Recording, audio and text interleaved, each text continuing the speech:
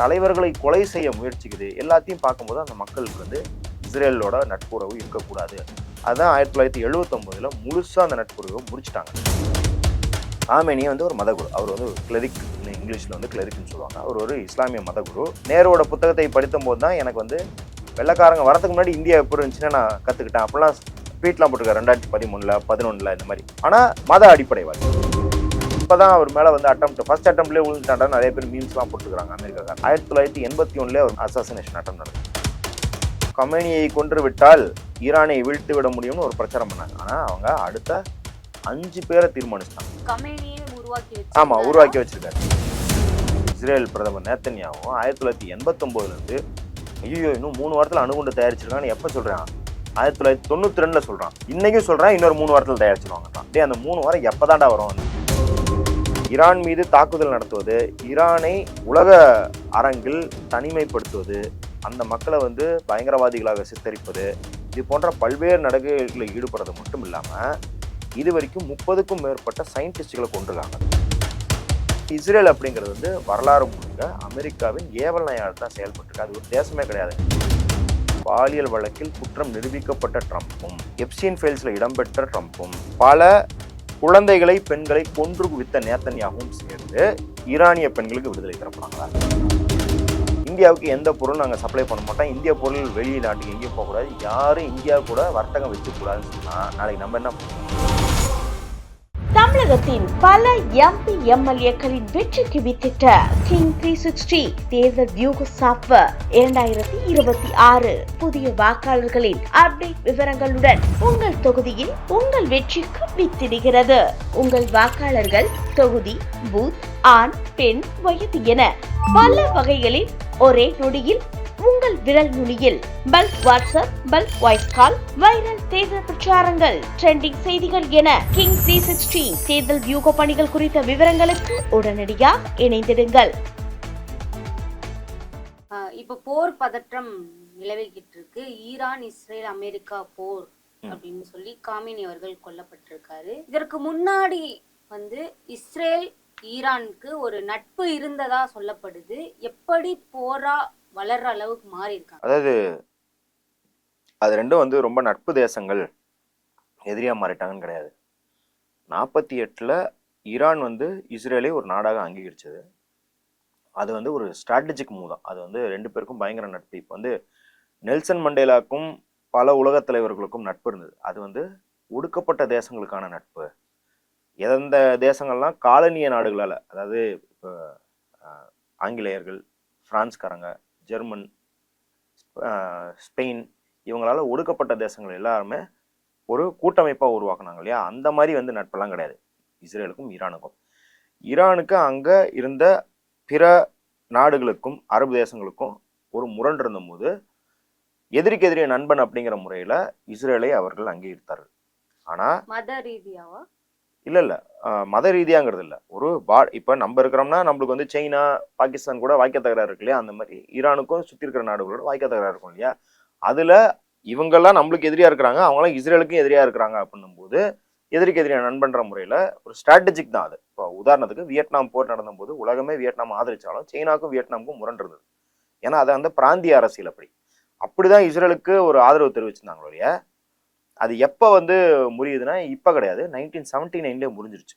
ஏன்னா 1953 வந்து ஈரானில் முதல்ல 2ஆம் உலக போர் முடிஞ்சோடனே ஒரு நாட்டில் வந்து ஆட்சி கவிழ்ப்பு நடக்குது. அமெரிக்காவின் சதியால் ஆட்சி கவிழ்ப்பு நடக்குதுன்னா அது ஈரான் தான். 1953 ஆட்சி கவிழ்த்த பிறகு இஸ்ரேலுக்கு முழு ஆதரவாக ஈரானை செயல்பட வைக்குது அமெரிக்கா. அது வந்து ஈரான் மக்களுக்கு கொஞ்சம் கூட ஏண்டா ஒரு போர் உத்தியாக, ஒரு ஸ்ட்ராட்டஜியாக இவனை வந்து பகச்சிக்க வேணாம் அப்படின்னு வச்சிருந்தா அமெரிக்கா வச்ச பொம்மையாச்சு அமெரிக்காவின் நலனுக்காக மட்டுமே செயல்படுவதனால முழுக்க இஸ்ரேலுக்கு வந்து ஆதரவாக செயல்படுது. இஸ்ரேல் அதற்கு பின்னாடி இருக்கிற அந்த பிராந்தியத்தில் இருக்கிற எல்லா நாடுகளையும் எப்படி தாக்குது, எப்படி தலைவர்களை கொலை செய்ய முயற்சிக்குது, எல்லாத்தையும் பார்க்கும்போது அந்த மக்களுக்கு வந்து இஸ்ரேலோட நட்புறவு இருக்கக்கூடாது. அதுதான் 1979 முழுசா அந்த நட்புறவை முடிச்சிட்டாங்க. அதுல இருந்து இஸ்ரேல் தொடர்ந்து ஈரான் மீதான வதந்திகளை பரப்பிக் கொண்டும் குற்றச்சாட்டுகளை வைத்து கொண்டும் அங்கே இருக்கும் விஞ்ஞானிகளை கொன்று குவித்து கொண்டிருக்கிறது இஸ்ரேல். எந்த மாதிரியான குற்றச்சாட்டுகள்? அதாவது அதான் அணுகுண்டு தயாரிக்கிறாங்க. இன்னைக்கு அணுகுண்டு தயாரிக்கிறாங்கன்னு போருக்கு போறாங்க இல்லையா, இது இன்னைக்கு நேத்து கிடையாது. 40 வருஷமா இந்த வதந்தியா பேசிக்கிட்டு இருக்காங்க. நேத்தன்யாகுவை 1989 இருந்து பேசிக்கிட்டு இருக்கான் இதை. இஸ்ரேல் பிரதமர் நேத்தன்யாகு 1989 இருந்து ஐயோ இன்னும் 3 வாரத்துல அணுகுண்டு தயாரிச்சிருக்கான்னு எப்ப சொல்றான்? 1992 சொல்றான். அதுல இருந்து எத்தனை வருஷம் ஆச்சு? 34 வருஷம் ஆச்சு. இன்னைக்கும் சொல்றான் இன்னொரு 3 வாரத்துல தயாரிச்சிருவாங்கன்றான். டே, அந்த 3 வாரம் எப்பதான்டா வரும்? அந்த தீரன் படத்துல அவுர் 2 கிலோமீட்டர்னு வரல, அந்த மாதிரி அவன் 3 வாரம்னு சொல்லிக்கிட்டே இருக்கான் அவன். அப்ப இந்த பொய் குற்றச்சாட்டுகளை வைத்து ஈரான் மீது தாக்குதல் நடத்துவது, ஈரானை உலக அரங்கில் தனிமைப்படுத்துவது, அந்த மக்களை பயங்கரவாதிகளாக சித்தரிப்பது, இது போன்ற பல்வேறு நடவடிக்கைகளில் ஈடுபடுறது மட்டும் இல்லாம இது வரைக்கும் 30க்கும் மேற்பட்ட சயின்டிஸ்டுகளை கொண்டிருக்காங்க. ஸோ இப்படி இருக்கும்போது இது எப்பயுமே நட்பு நாடாகலாம். அதாவது 1979 இருந்து இது முழுக்க முழுக்க எதிரி நாடுகளாக தான் இருந்திருக்கு. அப்ப இன்னைக்கு நடக்கிற போர் அப்படிங்கிறது இப்ப 6 மாசத்துக்கு முன்னாடி ஒரு போர் நடந்தது. நம்மளே பேசியிருக்கோம் அந்த போர் பத்தி. அப்ப அப்படிதான் நிலைமை இருக்கும் இல்லையா. ஏன்னா இஸ்ரேல் அப்படிங்கிறது வரலாறு முழுக்க அமெரிக்காவின் ஏவல் நயால் தான் செயல்பட்டு இருக்கு. அது ஒரு தேசமே கிடையாதுங்க. அது அமெரிக்காவோட இன்னொரு செக் போஸ்ட் அது. அதனாலதான் இன்னைக்கும் பாருங்க, இஸ்ரேல்ல இருக்கிற குடிமக்கள்ல ஒரு ஒரு கணிசமான அளவின் இருக்கிறவங்க பெரிய பர்சன்டேஜ் அமெரிக்கால பிறந்தவங்க. அவங்க யாரும் இஸ்ரேல்ல பிறந்தவங்க கிடையாது. அமெரிக்கால நியூஜெர்சியில நியூயார்க்ல பிறந்துட்டு இங்க சிட்டிசன்ஷிப் வாங்கிட்டு செட்டில் ஆயிடுவானுங்க. யூரோப்ல நிறைய பேர் அங்க இருக்கிற யூகேல பிரான்ஸ்ல பிறந்தவனுங்க இங்க செட்டில் ஆவாங்க. ஸோ இஸ்ரேல் அப்படிங்கிறது அது ஒரு போலி தேசம். அது ஒரு தேசம் கிடையாது, ஒரு வெங்காயம் கிடையாது. அது அமெரிக்க நலனுக்காக அங்க இங்க அவன் மத்திய கிழக்குன்னு சொல்றான். நம்மளை பொறுத்த வரைக்கும் மத்திய கிழக்குன்னு சொல்லக்கூடாது. நம்மளுக்கு அது மத்திய கிழக்கு கிடையாது. அது நம்மளுக்கு மேற்கு ஆசியா நாடுகளை கட்டுப்படுவதற்கும் கண்காணிப்பதற்கும் இஸ்ரேல் செயல்படுது. அவ்வளவுதான் நம்ம பார்க்க முடியும் அந்த தேசத்தை. இப்ப அமெரிக்கா தான் முதல்ல ஈரானுக்கு அணுசக்தி தயாரிக்கிறதுக்கான பயிற்சியும் ஆட்களையும் கொடுத்தாங்க அப்படின்னு சொல்லப்படுது. அணுசக்தி அவங்களே ஊக்கப்படுத்திட்டு இப்ப எதிர்க்கிறதுக்கான காரணம் என்ன? அல் கைதாவை வளர்த்தது யாரு? தாலிபான் வச்சுக்கலாம், அல் கைதான்னு வச்சுக்கலாம். ஒசாமா பின் லாடனை முதல்ல வளர்த்தது அமெரிக்கா தான். எதுக்கு வளர்த்தனா அங்க ஆப்கானிஸ்தான்ல சோசியலிச அரசு வந்துடக்கூடாதுன்னு அங்க வளர்த்தி விட்டார். வளர்த்த கடா மாறல பாஞ்சுதுங்கிற மாதிரி பாஞ்சிருச்சு. ஸோ அமெரிக்கா பல இடங்கள்ல இதே போல ஆயுதங்களை சப்ளை பண்ணோம், எல்லாமே பண்ணோம், அதுக்கப்புறம் திருப்பி அடிக்கும். ஈரானுக்கு அவர்கள் அவங்க தான் முதல்ல கொடுத்தாங்க அப்படிங்கிறது கிடையாது. இப்ப இந்தியாவும் அமெரிக்காவும் ஒரு ஒப்பந்தம் போட்டிருக்காங்க. அது பேர் சிவில் நியூக்ளியர் அக்ரிமெண்ட். அது பேர் 123 அக்ரிமெண்ட்னு ஷார்ட்டா சொல்லுவாங்க. அந்த அக்ரிமெண்ட்லேயே அமெரிக்கா ஒரு ஒரு கிளாஸ் சேர்த்துது. கிளாஸ் அப்படின்னா ஒரு கூறு. அது என்ன கூறு அப்படின்னா ஹைட் ஆக்ட்னு சொல்லுவாங்க. அமெரிக்காவில் ஒரு சட்டம் ஹைட் ஆக்ட்னு இருக்கு. அது எனக்கு தெரிஞ்ச ஹைடு அப்படின்றவரோட பேர்ல அந்த ஆக்ட் சட்டம். அந்த சட்டம் என்ன சொல்லுதுன்னா, இப்போ நீங்க தான் அமெரிக்கா, நான் தான் ஒரு நாடு அப்படின்னா நீங்களும் நானும் அணு ஒப்பந்தம் போட்டுக்கிட்டா அந்த ஒப்பந்தத்தின்படி நான் அணுசக்தியை சிவில் பயன்பாட்டுக்கு, அதாவது மக்களுக்கான தேவைக்கான பயன்பாட்டுக்கு தான் பயன்படுத்தணும், ஆயுதத்துக்கு பயன்படுத்தக்கூடாதுன்னு அக்ரிமெண்ட் போட்டிருக்கேன் இல்லையா. இந்த அக்ரிமெண்ட்டை நான் மீறனா இல்லையான்னு உங்களுக்கு என்னையே செக் பண்றதுக்கு அதிகாரம் இருக்கு. பேசிக்கலி நீங்க என் வீட்டுக்குள்ள நான் அணு ஆயுதம் வச்சிருக்கேன்னு எப்போ வேணாலும் செக் பண்ணலாம் அப்படிங்கிற ஒரு விதி. இது நான் ஒரு தேசம் இருந்தா என்னோட இறையாண்மைக்கு எவ்வளவு பெரிய இழுக்கு. நான் ஒரு தேசம், நீ பாட்டுக்கு நீ நினைச்ச நேரத்துல உள்ள பண்ணிருப்பியான்னு கேட்பனா இல்லையா. இப்போ வடிவேல் கூட ஒரு ஜோக்ல சொல்லுவார், அந்த டீ கடை ஜோக்ல சொல்லுவார், ஏன்டா நீ ஊருக்குள்ள பெரிய ரவுடிங்கிறதுனால நீ வீட்டுக்குள்ள என்ன வச்சிருக்க, உன் ஜாமான் ஜெட்லாம் எடுத்து வெளியே போட்டுன்னு கேட்டா அது நியாயமான்னு கேட்பார் இல்லையா. வடிவேலுக்கு தெரிஞ்சிருக்கிறது கூட உலக அரங்களை தெரியாமையா இருக்கும். ஸோ அப்படிதான் அமெரிக்கா என்ன பண்ணுதுன்னா, இது ஈரானுக்கு அமெரிக்கா உதவிட்டு அப்புறம் அமெரிக்காவே ஈரானை கொள்ளுதுன்றது கிடையாது. அமெரிக்கா ஒரு தேசத்துக்கு உதவுது அப்படின்னாலே அவர்களை ஆட்டி படைக்க முற்படுதுன்னு அர்த்தம். அமெரிக்கா ஈரானுக்கு ஆதரவாக செயல்படுறது எப்படின்னா, அமெரிக்கா அங்கே ஒரு பொம்மை ஆட்சியை வச்சிருந்தது. 1953 அந்த மொஸ்டேக் ஆட்சி மாற்றம் அதை செய்ய வச்சு 53 சிஏ உள்ள இறக்கி அது ஒரு பெரிய சாதனை கதையா சொல்லுவாங்க. பாராஷூட்ல இல்ல, அது 79. 53 நடந்தது ஷா ஆட்சி.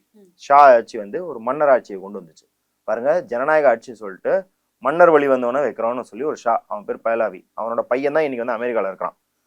அவனை ஆட்சியில வச்சு 26 வருஷம் பொம்மை ஆட்சி நடந்தது. பொம்மை ஆட்சினா என்ன பண்ணுவாங்கன்னா, ஈரான்ல இருக்கிற வளங்கள் எல்லாம் அமெரிக்காவுக்கு மலிவு விலையில கொடுப்பாங்க. இப்போ உதாரணத்துக்கு இப்பயும் வந்து பிரான்ஸ் வந்து புர்கினா ஃபாசோன்ற ஒரு நாட்டில் சொல்றாங்க $20 பில்லியன் அங்கிருந்து வளங்களை எடுத்தா வரியாக வெறும் $1 பில்லியன் கட்டுறாங்க. சந்தையில வித்த $20 பில்லியன் அந்த நாட்டு மக்களுக்கு லாபம். ஆனா அமெரிக்கா வந்து ஒரு பேருக்கு $1 பில்லியன் கொடுத்துட்டு $20 பில்லியன் வந்து தூக்கிட்டு போகும். ஸோ இது மாதிரி 26 வருடங்கள் அந்த நாட்டை சுரண்டுறதுக்காக அந்த நாட்டுக்கு உதவும்படியா அமெரிக்கா சில செய்யும். அமெரிக்கா எய்டு கொடுக்கும், அமெரிக்கா வந்து டெக்னாலஜியை டிரான்ஸ்ஃபர் பண்ணும், அவங்களுக்கு ட்ரைனிங் பண்ணும். ஆனா நீங்க சொன்னீங்களா இஸ்லாமிய புரட்சி, அது வந்து 79 நடக்குது. ஏன்னா அந்த 26 வருஷத்துல மக்கள் வந்து பெரும் அவதிக்குள்ளாகிறாங்க. எந்த மாதிரி அவதிக்குள்ளாகிறாங்கன்னா, எல்லாரும் கிராமங்களை விட்டு நகரங்களுக்கு வந்து நகரங்கள்ல சேரிகள் ஜாஸ்தி ஆகுது. நம்ம பாக்குறோம் இல்லையா, ஊர்ல இருந்து வந்து இங்க வந்து குடிசை பதில் தங்குறாங்கல்ல. ஈரான்ல அதுக்கு முன்னாடி அந்த மாதிரி ஒரு நடைமுறை கிடையாது. அங்கங்க ஏழ்மையில இருக்கிறதுன்றதெல்லாம் எல்லா நாட்டிலயும் இருப்பாங்க. ஏன்னா வந்து எந்த நாடும் சொர்க்க பூமி கிடையாது. ஆனா அந்த 53ல இருந்து 79 வரை சேரிகள் வந்து பல மடங்கு உயருது. ஆனா பணக்காரன் எப்படி சேரி உயருது, வறுமை ஜாஸ்தியாதோ அதே டைம் பார்த்தா அமெரிக்கால இருந்து விலை உயர்ந்த கார்லாம் இறக்குமதி பண்ணி பணக்காரெல்லாம் ரொம்ப உயரமா இருக்கான். இவங்க வந்து அதை எப்படி பப்ளிசிட்டி பண்றாங்கன்னா, பாருங்க நாங்க வந்து ஒரு மோசமான இஸ்லாமிய ஆட்சியில இருந்து இப்ப மாடர்ன் ஆகிட்டு வரோம், நாங்களும் கோட் சூட் போடுறோம், நாங்களும் வந்து அமெரிக்காக்கார மாதிரி இருக்கோன்றத பப்ளிசிட்டி பண்றாங்க. ஆனா அந்த பப்ளிசிட்டி பண்ணக்கூடிய அந்த வளங்களோட இருக்கக்கூடிய மக்கள் என்ன 5% கூட இருக்க மாட்டாங்க. 95% மக்கள் வந்து ரொம்ப பாடுபட்டு இருந்தாங்க. இப்போ இதுக்கு எதிராக போராடுறவங்க என்ன பண்ணாங்கன்னா, அங்க வந்து சீக்ரெட் போலீஸ் வச்சு கொல்றது. அதாவது ஒரு நாட்டுல சர்வாதிகாரியா இருக்கிறது ஒன்று, அது ஒரு லெவல் கேடுனா, இவன் அமெரிக்காக்காக இவன் சர்வாதிகாரம் பண்ணிருக்கான். எப்படி கியூபால பட்டிஸ்டான் ஒரு தலைமை ஆட்சியாளர் இருந்தாரோ, பட்டிஸ்டாங்கிற ஆட்சியாளர் அமெரிக்கா சொல்றதை அப்படியே செய்வாரு. இதனால கியூபா மக்களை வந்து கரும்பு விவசாயத்துல ஈடுபடுத்தி சக்கையா புழிஞ்சு அமெரிக்காவுக்கு எல்லாம் போகும். இதுக்காக என்ன பண்ணுவாங்கன்னா, அமெரிக்காவின் லாபத்துக்காக கியூபால வந்து சீட்டாடுறது எல்லாத்தையுமே, கேம்பிளிங் எல்லாத்தையுமே வந்து லீகலைஸ் பண்ணி கேங் எதுனா மாஃபியா எல்லாத்தையும் வளர்த்து விடுற வேலை எல்லாத்தையும் பார்த்துட்டு இருந்துச்சு. அதே போல நீங்க கியூபால என்ன பாத்தீங்கன்னா, அதே வந்து ஈரான்ல வந்து 53ல இருந்து 79 வரைக்கும் பண்ணோன்னே இவங்க அது வந்து மக்கள் வந்து இஸ்லாமிய புரட்சிக்கு ஆதரவா இருந்ததுக்கு காரணமே, இவன் வந்து மாடர்னைசேஷன் அப்படின்ற பேர்ல என்ன சொல்லிட்டு இருந்தான் அப்படின்னா, உங்களோட மத நம்பிக்கை எல்லாமே பிற்போக்கானது அப்படிங்கிற ஒரு இது பண்ணோன்னே மக்களுக்கு வந்து இயல்பாகவே, ஏண்டா எங்கள்த வந்து பிற்போக்குன்றியா, நாங்க தாண்டா ஆட்சியில வருவோம் அப்படின்ற ஒரு உணர்வு மக்கள் மத்தியில இருந்தது. அது வந்து இது இறந்து போனார் இல்லையா கமேனி, அவருக்குலாம் முக்கிய பங்கு இருக்குது, அந்த போராட்டத்துல முக்கிய பங்கு இருக்குது. அந்த ஆட்சியை 79ல தூக்கி போட்டு இவங்க வந்து இந்த மதகுருக்கெல்லாம் ஆட்சி அமைச்சாங்க. அதுதான் அந்த வரலாறு. காமேனி யார்? காமேனி வந்து ஒரு மதகுரு. அவர் வந்து கிளரிக் அப்படின்னு இங்கிலீஷ்ல வந்து கிளரிக்னு சொல்லுவாங்க. அவர் ஒரு இஸ்லாமிய மதகுரு. அது மட்டும் இல்லாம அவர் வந்து ஒரு டீச்சர். அவர் ஸோ அவர் வந்து ஒரு கட்டறிஞ்சவர் தான். இப்போ கடந்த 2-3 நாளா அவரோட ட்வீட்லாம் எடுத்து பார்த்துக்கிட்டு இருந்தீங்க அப்படின்னா, எல்லாம் 2013, 11ல போட்ட ட்வீட் எல்லாத்தையும் எடுத்து பார்த்துக்கிட்டு இருக்காங்க. அவர் வந்து என்னென்ன புக்கெல்லாம் படிச்சிருக்காரு அப்படின்னு பார்த்தீங்கன்னா, அவர் பயங்கர கட்டறிஞ்சவர். நேருவை பத்தி ட்வீட் போட்டிருக்காரு. நேருவோட புத்தகத்தை படித்த போது தான் எனக்கு வந்து வெள்ளக்காரங்க வரதுக்கு முன்னாடி இந்தியா எப்படி இருந்துச்சுன்னு நான் கத்துக்கிட்டேன் அப்படிலாம் ட்வீட்லாம் போட்டிருக்காரு. 2013ல 11ல இந்த மாதிரி நல்லா கட்டறிஞ்சவர். ஆனா மத அடிப்படைவாதி. அவர் வந்து இஸ்லாமிய கோட்பாடுகளை பின்பற்ற வேண்டும் நினைக்கிறவர். இப்ப கடைசி காலத்துல அங்க இருந்த போராடினவங்க என்ன சொல்றாங்கன்னா, அது ஒரு கொடுங்கோல் ஆட்சியாகவும் இருந்தது அப்படின்னு சொல்றாங்க. இதுதான் காமேனியை பற்றி. ஆனா நம்ம இப்ப என்ன நினைக்கிறோம்னா, இப்பதான் அவர் மேல வந்து ஃபர்ஸ்ட் அட்டம்ப்ட்லேயே விழுந்துட்டாண்டா நிறைய பேர் மீம்ஸ் எல்லாம் போட்டுக்கிறாங்க அமெரிக்காக்காரங்க. 1981 ஒரு அசாசினேஷன் அட்டம் நடந்தது. எத்தனை வருஷம் ஆயிடுச்சுன்னு பாருங்க, ஏறக்குறைய 45 வருஷம் ஆச்சு. 45 வருஷத்துக்கு முன்னாடியே அவர் மேல வந்து ஒரு கொலை முயற்சி நடந்திருக்கு.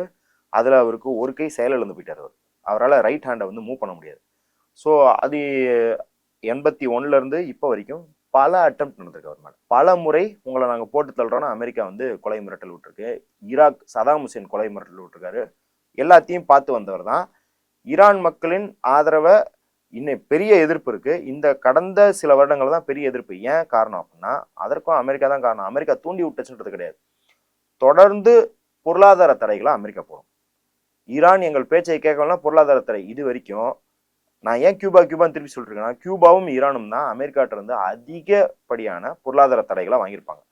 ஒவ்வொரு முறை பொருளாதார தடை நீங்க யோசிச்சு பாருங்க. இன்னைக்கு திடீர்னு ட்ரம்ப் 8 மணிக்கு நைட் வந்துட்டு, 8 மணிக்கு அவங்களுக்கு நைட்னா நம்மளுக்கு காலைல வந்து ஒரு 6 மணி 7 மணி இருக்கலாம். அந்த டைம்ல இந்தியாவுக்கு எந்த பொருளும் நாங்கள் சப்ளை பண்ண மாட்டோம், இந்திய பொருள் வெளிநாட்டுக்கு எங்கேயும் போகக்கூடாது, யாரும் இந்தியா கூட வர்த்தகம் வச்சுக்கூடாதுன்னு சொன்னா நாளைக்கு நம்ம என்ன பண்ணுவோம்? இப்போ நீங்கள் வச்சிருக்கிற கேமராலேருந்து கட்டுற வாட்ச்லேருந்து எதுவுமே நம்மளுக்கு வராது, மொபைல்லேருந்து எதுவுமே வராது. இது வந்து மேலோட்டமாக சொல்கிறேன். இங்கே போகிற எல்லாம் எவ்வளோ சாப்பாடு எவ்வளோ நம்ம இறக்குமதி செய்கிறோம், எல்லாமே வந்து நம்மளுக்கு அடிபட்டு போயிடும். எவ்வளோ பசி பட்டுன்னு வரும்னு யோசிச்சு பாருங்க. அப்போ ஈரான் அப்படிங்கிற தேசம் எத்தனை முறை இதை அனுபவித்திருக்கும். அதையெல்லாம் தாங்கி நின்றவர் தான் கமேனி அப்படிங்கிறதுனால மட்டும்தான் கமேனிக்கு இன்னைக்கு வந்து உலக லெவலில் வந்து மௌன அஞ்சலி செலுத்துறாங்க. அவர் உள்நாட்டில் அவருக்கான எதிர்ப்பு இருக்குதானே, எதிர்ப்பு இருக்குது. அதற்கு உரியவரான்னு கேட்டால் ஆமாம், உரியவர் தான். ஏன்னா இவர் வந்து ஒரு சோசியலிச அரசை நடத்தலை. ஒரு சோசியலிச அரசு நடத்திருந்தா அமெரிக்கா போடும் பொருளியல் தலைகளால அரசாங்கம் மக்கள் ஒரே மாதிரி கஷ்டங்களை அனுபவிச்சிருப்பாங்க. ஆனால் இவங்க வந்து ஒரு கன்சர்வேட்டிவ், அதாவது பாரம்பரியமாக அப்படின்னு சொல்லிக்கிற ஒரு ஆட்சியை தான் நடத்தும் போது இவங்கெல்லாம் மத குருக்கள்லாம் கம்ஃபர்டபுளாக தான் இருக்கிறாங்க. மக்கள் தான் அவதிப்படுறாங்க. 2-3 மடங்கு வந்து பொருளாதார ஏதாவது விலைவாசி ஏற்றம் நடக்குது, வேலையில்லா திண்டாட்டம் வருது, அப்புறம் வந்து அங்கே உற்பத்தி வந்து சரியுது அப்படின்னும் போது மக்கள் போராட்டத்தில் இறங்குறாங்க. அந்த போராட்டத்தை இவங்க வந்து ரொம்ப மூர்க்கத்தனமாக எதிர்கொள்றாங்க, கைது செய்கிறாங்க, துப்பாக்கி சூடு நடத்துறாங்க. அப்படின்னும் போது இவருக்கு மேலே எதிர்ப்பு இருக்கு. ஆனால் இப்போ வந்து உலக நாடுகள் வந்து ஈரானை ஆதரிப்பது அப்படிங்கிறது கமேனியை ஆதரிப்பதுன்றது கிடையாது. அவர் நல்லாட்சி தராரா கெட்டாட்சி தராருன்றது இப்போ கேள்வி கிடையாது. இப்போ மோடி எதிர்த்து நம்ம போராடிட்டு இருக்கோம், 10 வருஷத்துக்கு மேலே போராடிட்டு இருக்கோம். ஆனால் இதுக்காக அமெரிக்காவோ இஸ்ரேலோ வந்து இந்தியாவில் குண்டு போட்டால் நம்ம ஏற்றுப்போமா? ஏற்றுக்க மாட்டோம். மோடியை கொண்டுட்டு உங்களுக்கு நல்லாட்சி தரோன்னு அமெரிக்காக்காரன் சொன்னால் ஏற்றுக்கோமா? டே, நல்லாட்சியோ கெட்டாச்சியோ அதை நாங்கள் முடிவு பண்ணி நாங்கள் இது பண்ணிக்கிறோம். அப்போ நம்ம இன்னைக்கு கொமேனியை பற்றி பேசுவது, கொமேனியை வந்து அமெரிக்காவை எதிர்த்தான்னு சொல்றது, கொமேனியை நம்ம முழு ஆதரவு தருது, கொமேனியை எதிர்த்து அங்கே போராடுறவங்களாம் நீ சும்மாரப்பா, அவர் எவ்வளோ நல்லவர், நம்ம அவங்களுக்கு அட்வைஸ் பண்ணலை. இன்னும் சொல்லப்போனால் கமேனியை எதிர்த்து போராடுபவர்களே என்ன சொல்கிறாங்க அப்படின்னா, அங்கே வந்து பெண்களுக்கு எதிரான ஒடுக்குமுறை இருக்குதுன்னு சொல்கிறாங்க. அந்த பெண்களுக்கு எதிரான ஒடுக்குமுறையை எதிர்த்து போராடி சிறை சென்ற பெண் போராளிகள் இருக்கிறாங்க. அவங்களே என்ன சொல்கிறாங்கன்னா, இவருக்கும் எங்களுக்கு வாங்கி தகராறு இருக்குது, நாங்கள் பல முறை எங்கள் உரிமையை பறிச்சிட்டாருன்னு இவரை வந்து ஆட்சியிலேருந்து இறக்கணும். பாதுகாப்புக்கு ஆதரவா நிறைய ட்வீட்ஸ் எல்லாம் போட்டிருக்காரு. இல்ல அது வந்து பெண் பாதுகாப்புக்கு ஆதரவுனா சொல்லுவாங்க, பெண்கள் மலர் போல, பெண்கள் தெய்வம் போல, அந்த மாதிரி போல கவிதைகளா சொல்லுவாங்க. இல்ல அது நல்லது செஞ்சிருக்காரா கெட்டது செஞ்சிருக்காரா, அது கெட்டது செஞ்சிருக்காருன்னு போராடுறாங்கல்ல, அவங்களே என்ன சொல்றாங்கன்னா, இவர் எங்களுக்கு கெட்டது செஞ்சிருக்காருன்னு நாங்க சொல்றோம் இல்லையா, நாங்க போராடுறோம், ஆனா அதுக்காகலாம் இஸ்ரேல் அமெரிக்காவை ஆதரிக்க முடியாது, எங்களுக்கு நீங்க ஒன்றும் விடுதலை தரவேணா. ஏங்க, அதாவது நீதிமன்றத்தால் குற்றம் நிரூபிக்கப்பட்ட, பாலியல் வழக்கில் குற்றம் நிரூபிக்கப்பட்ட ட்ரம்ப்பும், எப்ஸ்டீன் ஃபைல்ஸ்ல இடம்பெற்ற ட்ரம்ப்பும், பல குழந்தைகளை பெண்களை கொன்று குவித்த நேத்தன்யாகவும் சேர்ந்து ஈரானிய பெண்களுக்கு விடுதலை தரப்போறாங்களா? இது கேட்கும் போதே ரொம்ப எள்ளி நகையாடும் போல இருக்குல்ல. டே, உன் நாட்டில் இருக்கிற பெண்களே நீ கொண்டுகிட்டு இருக்க, நீ வந்து என் நாட்டில் இருக்கிற பெண்களுக்கு வந்து விடுதலை தரப்போறியான்னு இருக்குல்ல. அப்ப இந்த பெண்கள் பாதுகாப்புக்காக இது நடக்குது அப்படின்னு சொல்றது, இல்ல வந்து அங்க ஜனநாயகத்தை நிலைநாட்ட போறேன், ட்ரம்ப் மாதிரி ஒரு சர்வாதிகாரி மேற்குலக நாடுகள்ல கிடையவே கிடையாது. அந்த சர்வாதிகாரி இன்னொரு சர்வாதிகாரியை வீழ்த்துறாராம். அப்ப இந்த கமேனிக்கு எதிரான இந்த பிரச்சாரங்கள் இருக்கு இல்லையா, இது வந்து அமெரிக்காவின் கொலைவெறி தாக்குதலை நியாயப்படுத்துவது. இதுக்கு எந்த வரலாற்று பின்புலமும் கிடையாது. ஆனா அந்த நாட்டில் இருக்கிற பிரச்சனைகள் நான் சொன்ன மாதிரி வரலாற்று ரீதியாக இத்தனை முறை பொருளாதார தடையை போட்டும் போது, அது வந்து இப்போ ஒரு கியூபா மாதிரி ஒரு நாடாக இருந்தா அது தனக்குள்ளேயே வந்து இண்டஸ்ட்ரியை உருவாக்கி தனக்குள்ளேயே வந்து வேலை வாய்ப்புகளை தந்து பண்றதுக்கான வழியை பார்க்கும். அதுலயுமே கியூபான்ற சின்ன தேசம்னால கஷ்டப்படுது. அது போல எதையும் செய்யாமல் இந்த கமேனி ஆட்சி அப்படிங்கிறது வந்து மீண்டும் இப்போ சைனாவை நம்பியிருக்கலாம், ரஷ்யாவை நம்பியிருக்கலாம், இப்படியான ஒரு சூழலே இருந்ததுனால இந்த கடந்த 10 வருடங்களாக நடக்கும் பொருளாதார தடைகளை வந்து அவங்களால வந்து ஒழுங்காக ஹேண்டில் பண்ணவே முடிகிறது கிடையாது. அதனால மக்கள் பெரும் அவதிக்குள்ளாக இருக்கிறாங்க அப்படிங்கிறதான் பார்க்குறோம். ஆனால் இந்த 50 வருடங்கள் 1979 2020 வரை உறுதியாக அவங்க வந்து அமெரிக்க எதிர்ப்பு நிலைப்பாட்டில் இருக்கிறாங்க. அந்த ஏன் எதிர்ப்பு நிலைப்பாடுனா, இது அமெரிக்கா மக்களுக்கு எதிரானதுன்னு கிடையாது. அமெரிக்கா தொடர்ந்து இந்த மத்திய கிழக்கு நான் சொல்றேன், நம்ம மேற்காசியான்னு சொல்றதுல தன்னோட இடத்தை தக்க வச்சுக்கணும்னு பார்க்குறான். அப்போ இந்த நீங்க கேட்டீங்க இல்லையா, முதல்ல வந்து அணு ஆயுதம் அவனையே தான் வந்து பயிற்சி கொடுத்தான், இப்போ வந்து இது பண்றான்னு. இங்க வந்து அணு ஆயுதம் இல்ல அணுசக்தி அப்படிங்கிறது ஒரு சாக்கு. அவனுக்கு மத்திய கிழக்கு ஃபுல்லா தன்னோட கட்டுப்பாட்டில் வரணும். அதற்கு கடைசியில தன்னோட கண்ணில் குத்திய முள்ளாக இருப்பது ஈரான் மட்டும்தான். ஏன்னா அவன் ஈராக்கை சாச்சிட்டான், சிரியாவை சாச்சிட்டான், சுத்தி இருக்கிற யமன் எல்லாத்தையும் குண்டு போட்டு லிபியா கிபியா எல்லாத்தையும் அடிச்சிட்டான். ஈரான் மட்டும்தான் உறுதியா நிற்குது. அப்படிங்கிறது அவனுக்கு ஒரு பெரிய பிரச்சனையாக இருக்கிறது. ஏன்னா நீங்க யோசிச்சு பாருங்க, இன்டர்நேஷனல் அட்டாமிக் எனர்ஜி ஏஜென்சி இருக்குது, அதுதான் வந்து ஒருத்தர் அணுசக்தியை வந்து அணு ஆயுதமா பயன்படுத்துறாங்கன்னு செக் பண்றது. ஈரான் தன் வெக்கத்தை விட்டு மானத்தை விட்டு 5 முறை தன் கதவுகளை திறந்து விட்டு பரிசோதனை செய்துக்கொண்டு சொல்லிடுச்சு. 5 முறை முழுக்க முழுக்க நாடே சல்லட சலிச்சு. யோசிச்சு பாருங்க, இது எவ்வளவு பெரிய கஷ்டமான வேலை ஒரு நாட்டுக்கு. திடீர்னு இப்போ வந்து யாராவது ஒருத்தர் வந்து உங்க வீட்டுல வந்து நகை வச்சிருக்கிறீங்க, கடத்தி வச்சிருக்கீங்க, எந்த ஆதாரமே இல்லாம வீட்டை திறந்து காட்டுங்கன்னா நீங்க வந்து டே ஏன் வீட்டுக்குள்ள உனக்கு என்ன வேலைன்னு கேட்பீங்க. ஆனாலும் அதை ஒத்துக்கலனா அவர்கள் உங்கள் குடும்பத்தினரை துன்புறுத்துவாங்க, உங்க குடும்பத்தினர் துன்புறுத்தப்படக்கூடாதுன்றதுனால வீட்டு கதவை திறந்து விடுறங்கிறது எவ்வளவு கஷ்டமானது. அந்த மாதிரி ஈரான் தன் மக்கள் துன்புறக்கூடாது, ஏன்னா இவன் இந்த பரிசோதனைக்கு இந்த சோதனைக்கு வந்து ஒத்துக்கல அப்படின்னா பொருளாதார தடை போடுவான், மீண்டும் வந்து மக்கள் பாதிக்கப்படுவாங்கன்னா 5 முறை திறந்து விட்டுருக்கு. 5 முறை திறந்து விட்டதுக்கு அப்புறம் 2015 உங்கள்கிட்ட அணு ஆயுதம்லாம் இல்லைன்னு ஒபாமா தலைமையில ஒப்பந்தமும் போட்டுக்கிறாங்க. ஏங்க நீங்களும் நானும் ஒப்பந்தம் போட்டுக்கிட்டீங்க, திடீர்னு வந்து நாளைக்கு எனக்கு பதிலாக இன்னொருத்தர் வர என் குடும்பத்துல இருந்து ஆட்சி மாற்றம் வந்து அந்த ஒப்பந்தம்லாம் செல்லாது அப்படின்னா தப்பு உங்க மேலே என் மேலதானே தப்பு. அப்ப அமெரிக்கா மீண்டும் மீண்டும் ஈரானை இப்படிதான் தண்டிச்சுக்கிட்டு இருக்கு. அப்படின்னும் போது நம்ம இந்த நேரத்துல வந்து அதனாலதான் ஈரானுக்கு சப்போர்ட் பண்றோம். இந்த வரலாறுனாலதான் ஈரானுக்கு சப்போர்ட் பண்ற முடியும். இன்னைக்கு வந்து இவன் அவன் அடிக்கிறான், அவன் இவன் அடிக்கிறான், இவன் போய் பாரேனு துபாய் கத்தார்லாம் குண்டு போடுறான் அப்படிங்கறதெல்லாம் வந்து அது வரலாற்று நீட்சியோட தான் பார்க்க முடியும். இப்ப கமேனி வந்து கொல்லப்பட்டுட்டாரு, அதற்கு அப்புறமா அவர் இடத்துக்கு யார் வருவாங்க சார்? ஏன்னா இப்போ நிறைய இயக்கங்கள் இவருக்கு ஆதரவா இறங்கி இருக்கு, லெபனான் எல்லாம் இறங்கி இருக்காங்கன்னு சொல்றாங்க. அந்த பொறுப்பு, ஆட்சி பொறுப்புல யார் இருப்பா? இல்ல அவர் பேர் எனக்கு சரியா ஞாபகம் இல்லை, ஆனா வந்து நேத்தே அசைன் பண்ணிட்டாங்க. என்ன இவங்கன்னா கமேனியை கொன்று விட்டால் ஈரானை வீழ்த்து விட முடியும்னு ஒரு பிரச்சாரம் பண்ணாங்க. ஆனா அவங்க அடுத்த 5 பேரை தீர்மானிச்சிட்டாங்க. 5 பேர்னா இப்போ ஒருத்தரை வச்சிருக்காங்க இல்லையா, அவரை கொண்டா இன்னொருத்தர் வருவார். இது மாதிரி 5 பேரை நீங்க கொண்டாலும் அடுத்த ஆட்சிக்கு வரும் ஆட்களை வந்து அவங்க சக்சஷன் லைன் அது பேர் சொல்லுவாங்க. இது கமேனியே உருவாக்கி வச்சு, ஆமா உருவாக்கி வச்சிருக்காரு. கமேனி அப்படிங்கிறதோட கமேனி தலைமையிலான அந்த குழு உருவாக்கி வச்சிருக்கு. அது மட்டும் கிடையாது, ராணுவ ரீதியாகவும் இது பண்ணும் இது இஸ்ரேல் இங்க அடிச்சா இங்க திருப்பி அடிக்கணும்ன்ற எல்லாத்தையுமே அவங்க ஏற்கனவே தயாராக கடைசி 10 வருஷமாக அந்த 2015 டீல் போட்டாங்க இல்லையா, அப்பத்துல இருந்து அவங்க இதுக்கு தயாரா தான் இருக்கிறாங்க. அதனாலதான் வந்து ஈரான் திருப்பி சொல்லிக்கிட்டு இருக்கு, நீ ஏதோ பெருசா சாதிச்சிட்ட மாதிரி நினைக்காத, நாங்க எதிர்பார்க்காத நீ ஒன்றும் செஞ்சிடல அப்படின்னு சொல்லிட்டு இருக்கிறது காரணம் என்ன, அவங்க முழு தயார் நிலையில இருக்கிறாங்க. அதனால வந்து கமேனி இறந்து போயிட்டதுனால யார் வருவா, அவர் சிறந்த ஆட்சி புரிவாரா அப்படிங்கிறதெல்லாம் வந்து கேள்வியே கிடையாது. ஏன்னா அது ஒரு கூட்டாதான் ஆட்சி இயங்கிட்டு இருக்கு. அது ஒற்றை நபராக கமேனி அத்தாரிட்டேரியன் சர்வாதிகாரி அப்படின்னு சொன்னாங்க, அவர் அந்த ஆட்சி சர்வாதிகார ஆட்சி தான், அதுல மாற்றுக்கிறது கிடையாது. ஆனால் அது ஒரு தனி நபர்ன்றது கிடையாது, அந்த குழுவே சேர்ந்து முடிவெடுத்து அதை சர்வாதிகாரமா அமல்படுத்திட்டு இருக்காங்க. அப்படின்னும் போது இவர் இறந்து போனதுனால பெரிய மாற்றம் வராது. இவரே 2 வருஷம் முன்னாடி சொல்லிட்டாரு, நான் செத்து போனாலும் ஒன்றும் மாறாது தம்பி, இந்த வண்டி ஓடிக்கிட்டே தான் இருக்கும், நான் எனக்கு அடுத்து எவன் கண்டக்டர் எவன் டிரைவர்ன்றதை நான் முடிவு பண்ணிட்டேன் அப்படின்னு சொல்லிட்டு போயிட்டாரு. தொடர்ந்து பேசும். இதுவரை எங்களுடன் பல்வேறு கருத்துக்களை பயந்தமை நன்றி சார். நன்றி. தமிழகத்தின் பல MP MLAக்களின் வெற்றிக்கு வித்திட்ட கிங் 360 தேர்தல் வியூக சாப்ட்வேர் 2026 புதிய வாக்காளர்களின் அப்டேட் விவரங்களுடன் உங்கள் தொகுதியில் உங்கள் வெற்றிக்கு வித்திடுகிறது.